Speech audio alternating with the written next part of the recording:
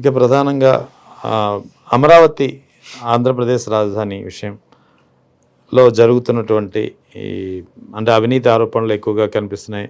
ఎస్ఎఫ్టీకి ఏకంగా 2,000 15,000 18,000 కూడా ఛార్జ్ చేస్తున్నారనే ప్రధానమైనటువంటి ఆరోపణలు ఉన్నాయి. అసలు ఏం జరుగుతుంది అమరావతిలో? నిజంగా రాష్ట్ర ప్రభుత్వం ఇప్పుడున్నటువంటి రాష్ట్ర ప్రభుత్వానికి అమరావతి నిర్మాణం పట్ల చిత్తశుద్ధి ఉందా, లేకపోతే ఇది ప్రతిపక్ష పార్టీలు ఆరోపించినట్టు కేవలం దోపిడీకి మాత్రమే పనికొచ్చేదిగా ఉందా? నేను పిసిసి ప్రెసిడెంట్గా ఉన్నప్పుడు 2014 తర్వాత అసెంబ్లీలో ప్రతిపక్షము తర్వాత ప్లస్ ఆ రోజు పాలకపక్షం ఇద్దరు డెసిషన్ తీసుకున్నారు, అమరావతిలో రాజధాని పెట్టాలి అనేటువంటిది. దానికి 50,000 ఎకరాలు అన్నప్పుడు నేను ఖచ్చితంగా చెప్పినాను 5-6 ఎకరాలకు మించి అవసరం లేదు అనేటువంటిది. సో అక్కడనే ఏవైతే వ్యవసాయానికి యోగ్యం కానటువంటి భూములు ఉన్నాయో వాటిని తీసుకోండి, ఇంత అవసరం లేదనే వెంటనే నేను క్షేత్రంలో కూడా పోయినా, క్షేత్రానికి పోయినాను. మా పార్టీ పరంగా కూడా we are very clear. Number 1. Number 2, రాజధాని డెవలప్ చేయడానికి 100కి 100 కేంద్రమే డబ్బులు ఇవ్వాలి. రాష్ట్రం ₹1 పెట్టాల్సిన అవసరం లేదు, ఎందుకంటే చట్టంలోని పార్లమెంట్ ఆమోదించినటువంటిది, దాంతో చేయాలి అనేటువంటిది అన్నాము. సో అది కాకుండా మళ్ళీ చంద్రబాబు నాయుడు గారు ఉన్నప్పుడు కొంచెం అది స్టార్ట్ చేయడము, ల్యాండ్ పూలింగ్ అని అవని ఇవని, ఎందుకంటే అతనికి నా పేరు నిలిచిపోవాలి.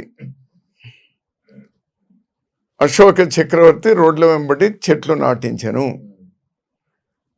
ఓకే, లేకపోతే తాజ్ మహల్ను ఎవరు షాజహాన్ నిర్మించాను.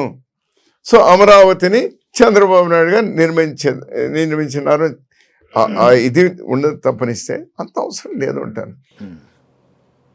కాదండి, ఊర్లు డెవలప్ అంటే ఇండ్లు డెవలప్ చేయడానికి, లేకపోతే వ్యాపార సంస్థలు డెవలప్ చేయడానికి is it the responsibility of government? అదే కదా, గవర్నమెంట్ చేయవలసినటువంటి ప్రభుత్వానికి కావాల్సినటువంటి ఏదైతే ఉందో దానికి అప్రోచ్ కావాల్సిన అంతవరకు చేయాలి. ప్రభుత్వానికి కావాల్సినటువంటి ఆఫీసులు సెటప్ చేసి వదిలేస్తే మిగిలిన డెవలప్మెంట్ కంటిన్యూస్ ప్రాసెస్. పోనీ దాన్ని ఆ ప్రభుత్వం అట్లా చేసిందంటే జగన్ వచ్చిన తర్వాత మళ్ళీ 3 రాజధానులని మళ్ళీ దాన్ని నిర్లక్ష్యం చేసి కనీసం పూర్తి చేసి ఉండింటే ఇదేది. ఈరోజు కేంద్ర ప్రభుత్వం డబ్బులు ఇవ్వకపోగా అప్పులండి, అప్పులు ఇస్తారా?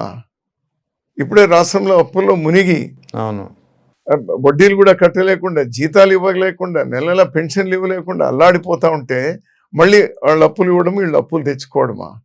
కరెక్ట్ కాదు కదా అది. కేంద్ర ప్రభుత్వం ఆ విధంగా చేయడం అనేటువంటి పూర్తి వాళ్ళు చేస్తున్నటువంటి ద్రోహం. మరి ఇది కాకుండా మరో 50,000 ఎకరాలు బాబు, ఇది అవసరమా ఇది? సో ఇటువంటివన్నీ చేయడంతోనే ప్రజల్లో కూడా ఒక ఏహ్యభావం పెరుగుతుంది. ఆ రోజు అట్లా ఉంది. ఈరోజు ఇతను మావిగన్ అని అంటా ఉన్నాడు. ఏదో ఆ రోజు ముఖ్యమంత్రి చేయాల్సింది కదా.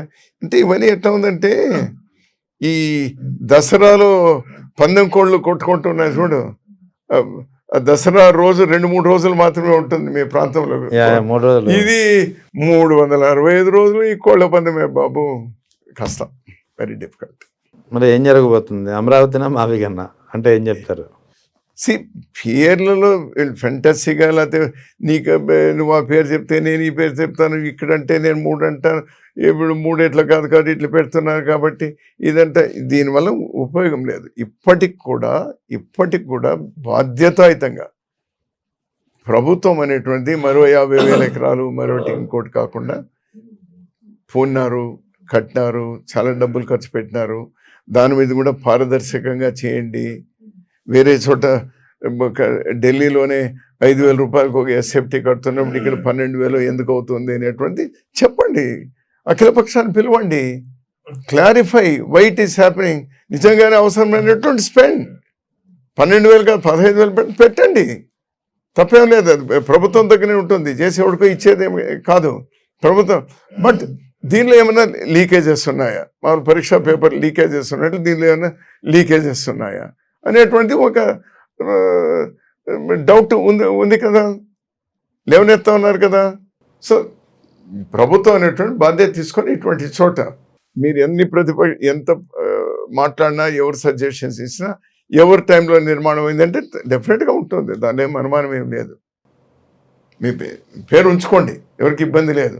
సో దీన్ని కొంచెం జవాబుదారీగా చేయాల్సినటువంటి అవసరం ఉంది. అందులో ప్రభుత్వ సొమ్ము వృధా కాకుండా కూడా చూడాల్సిన అవసరం ఉంది.